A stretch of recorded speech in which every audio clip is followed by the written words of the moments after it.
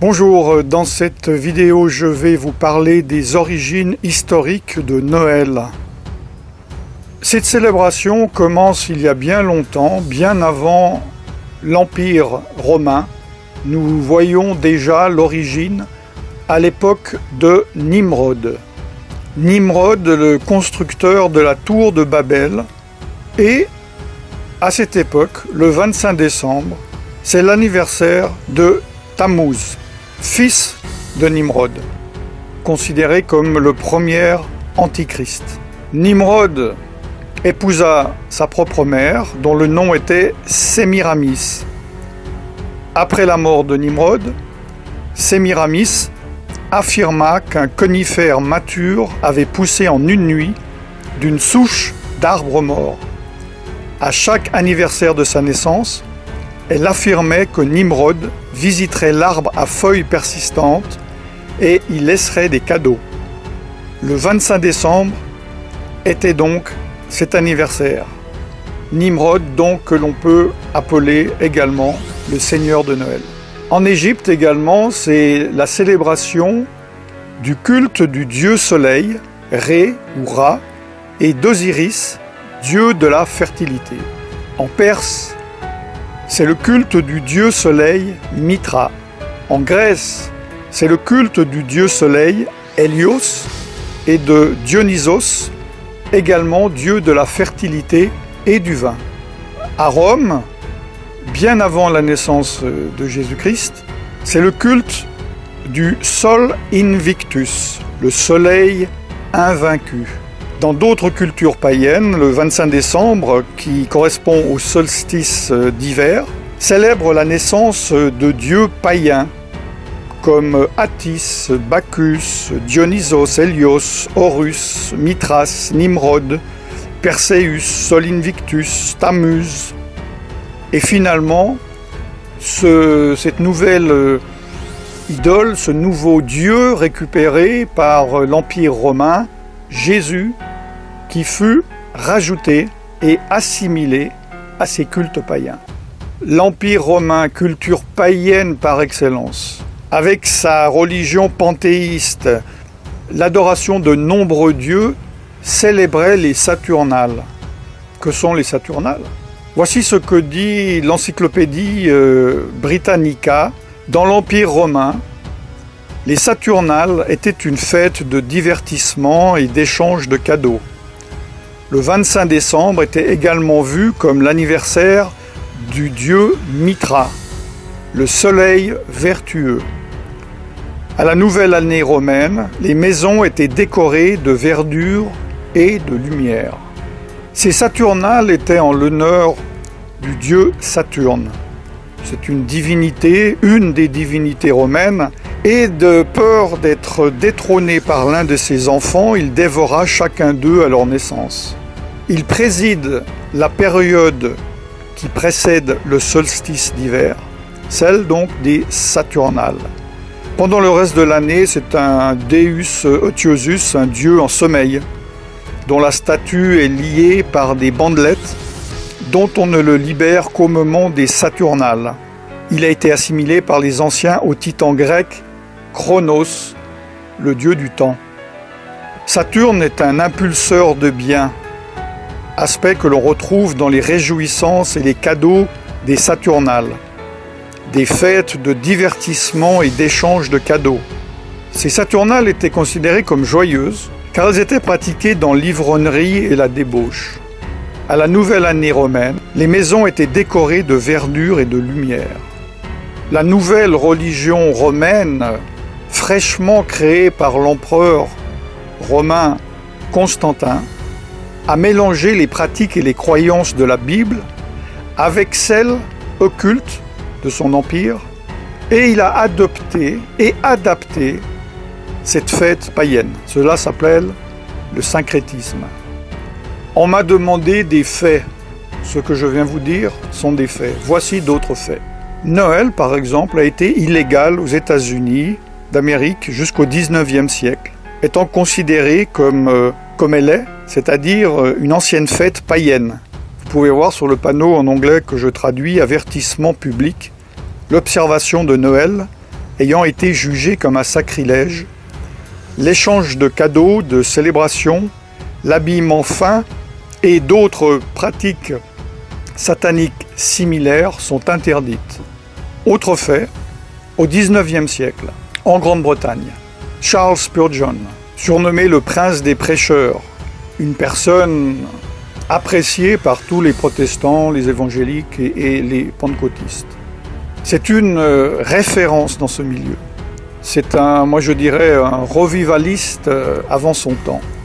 Il écrit « Ceux qui suivent la coutume de célébrer Noël ne suivent pas la Bible, mais des cérémonies païennes. » Autre fait, tous les historiens et les érudits de la Bible s'accordent à dire que Jésus n'a pas pu naître en décembre. Il faisait trop froid en hiver, pour différentes raisons que j'ai déjà données dans d'autres vidéos. Plusieurs supposent qu'il soit né au début d'automne. Là, c'est la fin de l'année des récoltes, pendant la fête ordonnée par Dieu dans la Bible, nommée Sukkot, ou fête des tabernacles. La Bible est claire. Elle interdit la participation au culte païen, même si ceux-ci sont maquillés et décorés.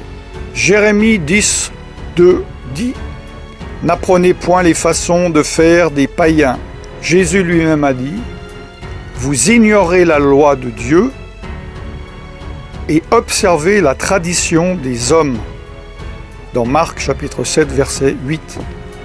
Évidemment, un de mes versets favoris, « Mon peuple périt, faute de connaissance. » Osée chapitre 4, verset 6.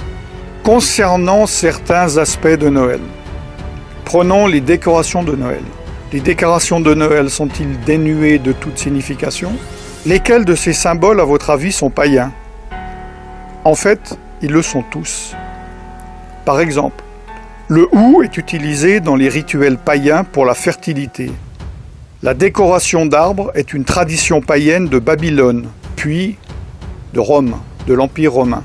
Les cadeaux et les offrandes sont une tradition babylonienne. Le sapin est le symbole païen de la fertilité.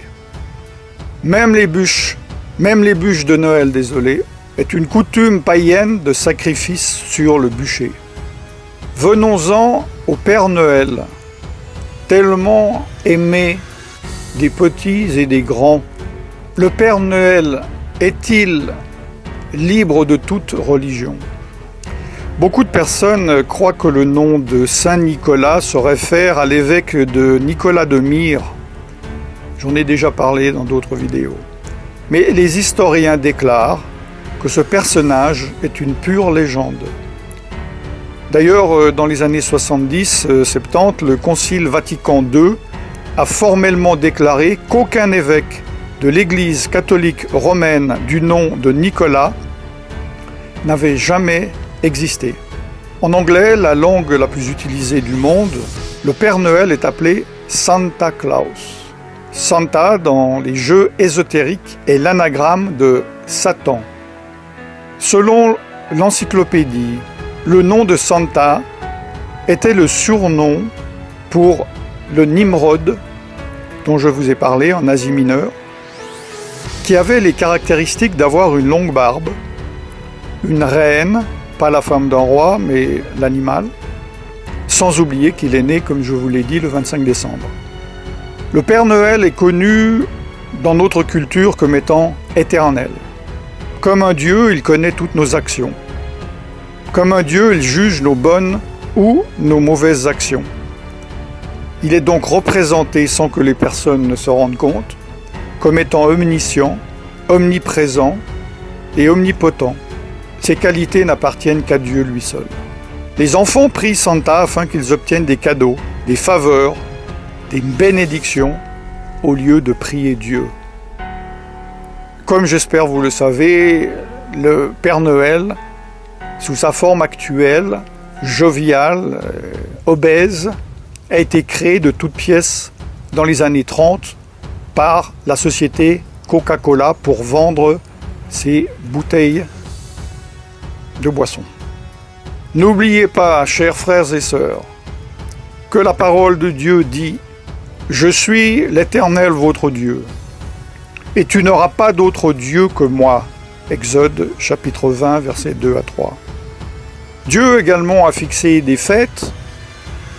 En tant que chrétien, vous pouvez très bien dire qu'elles ne sont pas applicables vu que vous êtes sous sous la nouvelle alliance.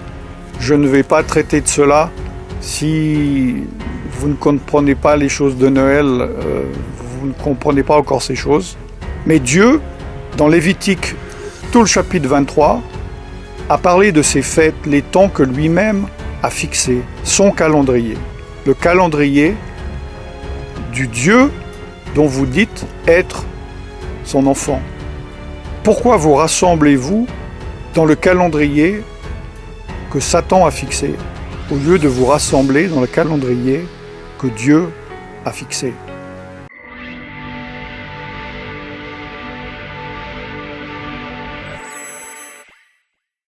Je vous laisse méditer là-dessus.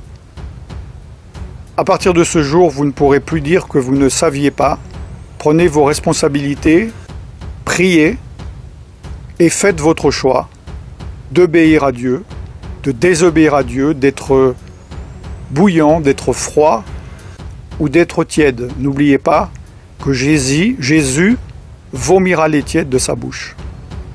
Je ne vous souhaite donc pas un joyeux Noël. Par contre, je vous bénis dans le nom tout-puissant de Yeshua Mashiach, Jésus-Christ de Nazareth, le Fils de Dieu, et je vous dis à très bientôt. Shalom.